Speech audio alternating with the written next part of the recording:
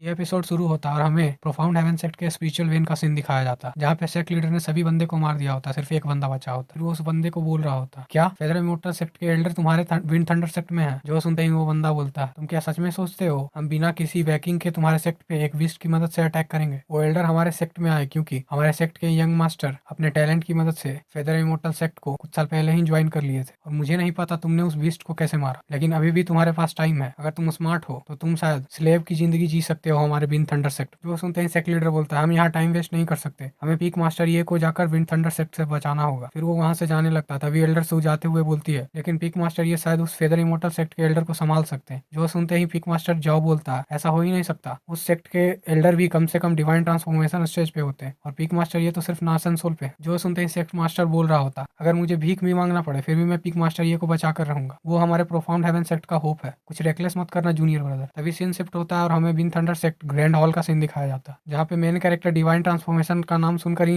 हंस रहा होता है। तभी हम देखते हैं उसी सेक्ट के सेक्ट लीडर को, जो बोल रहा होता है, तुम मरने के कगार पे हो फिर भी तुम हंस रहे हो, और तुम्हारे इस सड़े हुए स्ट्रेंथ की मदद से तुम शायद एल्डर मुंह के जूते कैरी करने के भी लायक नहीं हो। तभी हम उसी एल्डर मुंह को दिखाते हैं, वो बोल रहा होता है, तुम सिर्फ एक वेस्टलैंड के कल्टीवेटर हो, तुम्हारी हिम्मत कैसे हुई मेरे सामने ऐसे एक्ट करने की? तुम्हारा प्रोफाउंड हेवन सेक्ट मेरे सामने एक चींटी के घोंसले के अलावा कुछ नहीं है, हमारा फेदर इमॉर्टल सेक्ट के सामने तुम तो बस एक धूल हो जिसे हम कभी भी फूंक के बहा सकते हैं, क्योंकि तुमने मुझे गुस्सा दिला दिया। अगर तुम अभी नील डाउन करते हो और भीख भी मांगते हो फिर भी मैं तुम्हें और तुम्हारे पूरे प्रोफाउंड हेवन सेक्ट को बर्बाद कर दूंगा। जो सुनते ही मेन कैरेक्टर बोलता है, तुम बकवास बहुत करते हो, अपना टाइम क्यों वेस्ट कर रहे हो, करना है तो जल्दी करो। डिवाइन ट्रांसफॉर्मेशन तो तुम डिवाइन ट्रांसफॉर्मेशन पे हो, ऐसा लगता है तुम एक लूजर हो। अगर तुम में हिम्मत है मेरे ग्रैंडसन तो जल्दी फाइट करो। जो सुनते ही एल्डर मुंह को बहुत गुस्सा आ जाता है और वो एक हैंड प्रिंट अटैक बनाते हुए मेन कैरेक्टर पे अटैक करने लगता है, और उधर विंड थंडर सेक्ट का सेक्ट लीडर बोल रहा होता है, अगर ये जूनलियान मर गया तो प्रोफाउंड सेक्ट हमारा होगा। तभी सिस्टम से डिंग करते हुए नोटिफिकेशन आता है, होस्ट के ऊपर किसी late stage divine transformation enemy के द्वारा अटैक किया गया है, इसलिए होस्ट का स्ट्रेंथ थ्रू एडवर्सिटी स्किल को एक्टिवेट किया जाता है, जिसके मदद से होस्ट का cultivation level peak divine transformation पे किया जाता है। तभी हम देखते हैं मेन कैरेक्टर का लेवल अप हो जाता है, और फिर वो अपने पावर को शो करता है और बोलता है, डिवाइन ट्रांसफॉर्मेशन, क्या ये इतना ही पावर है? जो सुनते ही एल्डर मुंह बोलता है, क्या तुम भी डिवाइन ट्रांसफॉर्मेशन स्टेज पे हो? लेकिन ये कैसे हो सकता है, एक इतना छोटा सा प्रोफाइन हेवन सेक्ट के पास एक डिवाइन ट्रांसफॉर्मेशन कल्टीवेटर कहाँ से आ सकता है? उधर सेक्ट लीडर भी बोल रहा होता, प्रोफाउंड हेवन सेक्ट बहुत डिस्पेक्टिबल है, ये अपने पावर को इतनी अच्छी तरह से छुपा रहा था। तभी एल्डर मुंह बोलता है, इस वेस्टलैंड में किसी नासन सोल पीक बंदे को भी कल्टीवेट करना बहुत हार्ड होता है, और ये तो यहाँ डिवाइन ट्रांसफॉर्मेशन का है, मैंने तो इसके बारे में कभी सुना भी नहीं है, और ये बच्चा इतनी यंग एज में इस स्टेज पे पहुंच गया, ये तो इम्पॉसिबल सा है। तभी हम सेक्ट लीडर को देखते हैं, वो बोलता है, एल्डर मुंह अब हम क्या करें, आपको पक्का मेरे विंड थंडर सेक्ट को बचाना होगा। जो सुनते ही एल्डर मुंह बोलता है, शांत रहो, क्या तुम्हें याद नहीं मैं फेदर इमॉर्टल सेक्ट से हूँ, जो कि इस चिंग प्रोविंस में मेरा टेक्निक इसके टेक्निक से कम तो बहुत अच्छा होगा। तभी मेन कैरेक्टर बोलता है, ओल्ड मैन क्या तुम्हें लगता है तुम्हारा टेक्निक मेरे से अच्छा होगा? और वो उसे मिडल फिंगर दिखा रहा होता है। जो देखते ही एल्डर मुंह गुस्सा हो जाता है और बोलता है, क्या बकवास कर रहे हो, तुम्हारे सेक्ट का टेक्निक और मेरे सेक्ट का टेक्निक तुम इसे कंपेयर कर रहे हो? तुम्हारे सेक्ट का टेक्निक तो एक धूल है, हमारे सेक्ट के ट्रेजर से इसे कंपेयर मत करो। रुको मैं तुम्हें दिखाता हूँ अपने सेक्ट का टॉप टियर अर्थ ग्रेड टेक्निक। फिर वो ताई एजर पाम टेक्निक को यूज करता है। जो देखते हैं आसपास के बंदे बोल रहे होते हैं, जैसा हमें उम्मीद था फेदर इमोर्टल सेक्ट से, ये सीधे अर्थ ग्रेड का टेक्निक यूज कर रहा है। तभी हमें टेक्निक के ग्रेड के बारे में बताया जाता है, सबसे पहले मोर्टल ग्रेड, उसके ऊपर स्पिरिट ग्रेड, उसके ऊपर प्रोफाउंड ग्रेड, उसके ऊपर अर्थ ग्रेड, उसके ऊपर हेवन ग्रेड, उसके ऊपर सॉवरेन ग्रेड। तभी एक बंदा बोलता है, हमारे यहाँ तो स्पिरिट ग्रेड भी एक ट्रेजर की तरह ट्रीट किया जाता है, क्या हमारे और उनके बीच में इतना बड़ा गैप है? और इधर हम एल्डर मुंह को देखते हैं, वो बोलता है, लड़के तुम्हें मेरे हाथों से मरना ये तुम्हारे लिए ऑनर की बात है। जो सुनते ही मेन कैरेक्टर अपने फिंगर पे कुछ एनर्जी इकट्ठा करते हुए बोलता है, अगर ऐसी बात है तो तुम अपना पावर क्यों नहीं दिखाते, ये छोटे मोटे ट्रिक क्यों खेल रहे हो? तभी हम देखते हैं मेन कैरेक्टर अपना ह्यूमन किंग सेल यूज करता है, जिससे एक हाथ तैयार होता है और उसके पीछे एक बहुत बड़ा शैडो तैयार होता है। जो देखते ही एल्डर मुंह बोलता है, ये क्या है, ये कौन सा ग्रेड का टेक्निक है, ये हेवन ग्रेड है या सॉवरेन ग्रेड या इससे भी ऊपर? तभी हम मेन कैरेक्टर को देखते हैं, वो बोलता है, ये एक ऐसा सील है जो पूरे हेवन को रोशन कर दे, और ये ह्यूमन किंग अब यहाँ से सुप्रीम होगा। और वो उस टेक्निक को एल्डर मुंह के ऊपर अटैक करता है। जो देखते ही एल्डर मुंह से रोकने की कोशिश कर रहा होता है और बोलता है, क्या तुम फेदर इमॉर्टल सेक्ट के नाम पर मुझे छोड़ दोगे? जो सुनते ही मेन कैरेक्टर बोलता है, क्या फेदर इमॉर्टल सेक्ट? फिर वो वही डायलॉग मारता है, मैं किसी को प्रोवोक नहीं करता जब तक मुझे कोई प्रोवोक न करे, और अगर किसी ने किया तो मैं उसे छोड़ता नहीं, अगर तुम यहाँ आए हो तो मैं तुम्हें पक्का डिस्ट्रॉय कर दूंगा। तभी एल्डर मुंह बोलता है, अगर मैं यहाँ मर गया तो तुम्हारा सेक्ट भी नहीं बचेगा, यहाँ कोई चेक करने आएगा तो तुम्हारा फेट उससे भी बेकार होगा। जो सुनते ही मेन कैरेक्टर बोलता है, तुम मरने वाले हो और मुझे थ्रेट दे रहे हो। फिर वो उस टेक्निक को उस पर यूज कर देता है, जिससे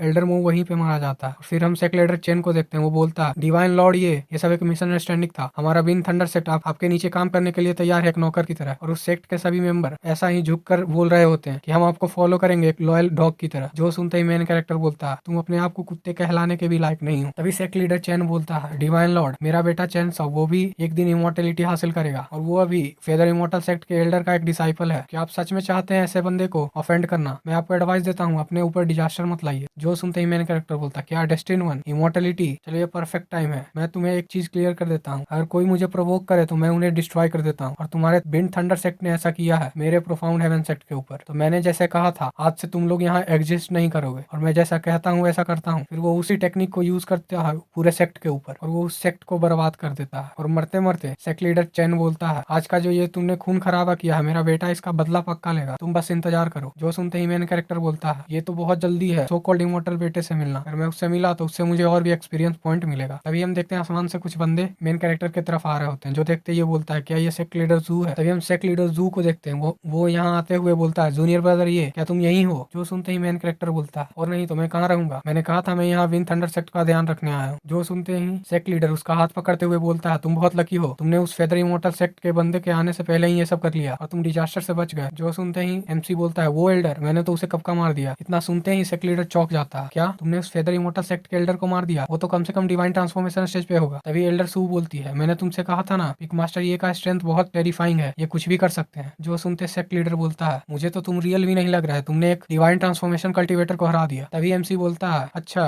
क्या मैं डिवाइन ट्रांसफॉर्मेशन पे हूँ? कोई बात नहीं, चलो हम इस विंड थंडर सेक्ट का रिसोर्सेज को लूटते हैं। जो सुनते हैं सेक्ट लीडर बोलता है, ठीक है। और वो सोच रहा होता है, क्या जूनियर ब्रदर ये डिवाइन ट्रांसफॉर्मेशन स्टेज पे पहुंच गया? मुझे तो विश्वास भी नहीं हो रहा। तभी हम पीक मास्टर जाओ को देखते हैं, वो उसी बॉक्स को उठाकर बोलता है जिसमें नासन सोल पील था। सेक मास्टर, पीक मास्टर ये मुझे देखिए एक नासन सोल पील मिला है, शायद ये उस फेदर इमोर्टल सेक्ट के द्वारा भेजा गया होगा। तभी मेन कैरेक्टर बोलता है, ये नासन सोल पील सेक्ट मास्टर के लिए ठीक होगा, मैं इसे आपको देना चाहता हूँ ताकि आप नासन सोल पर ब्रेक थ्रू करें, जिससे हमारा सेक्ट और भी स्ट्रॉन्ग हो जाए। जो सुनते हैं सेक्ट मास्टर बोलता है, तुम्हारे जेनरसिटी के लिए बहुत बहुत शुक्रिया। तभी हम देखते हैं सिस्टम बोलता है, एक पोटेंशियल डिसाइपल को 100 माइल के रेडियस के अंदर डिटेक्ट किया गया है, और वो शायद से एक true immortal rank demon sect का मास्टर है। होस्ट, क्या उसे आप रिक्रूट करना चाहेंगे? अगर आप उसमें सक्सेस हो जाते हैं तो आपको अनइमेजिनेबल रिवॉर्ड्स मिलेंगे। जो सुनते ही मेन कैरेक्टर सोचता है, क्या एक और मिशन, और इस बार मुझे एक डिसाइपल रिक्रूट करना है, वो भी एक true immortal rank demon sect master. ये तो बहुत अच्छा है, अगर मैं ऐसा करता रहा तो मैं जल्दी इमोर्टेलिटी हासिल कर लूंगा, फिर मैं इस पूरे वेस्टलैंड को नहीं, इस पूरे चिंग प्रोविंस को डोमिनेट करूंगा। और इसी के साथ ये एपिसोड यहीं पे खत्म होता है। अगर आपको इसका नेक्स्ट पार्ट चाहिए तो आप कमेंट करके बता सकते हैं, और वीडियो को लाइक कर दिए और चैनल को सब्सक्राइब कर दिए। Thank you.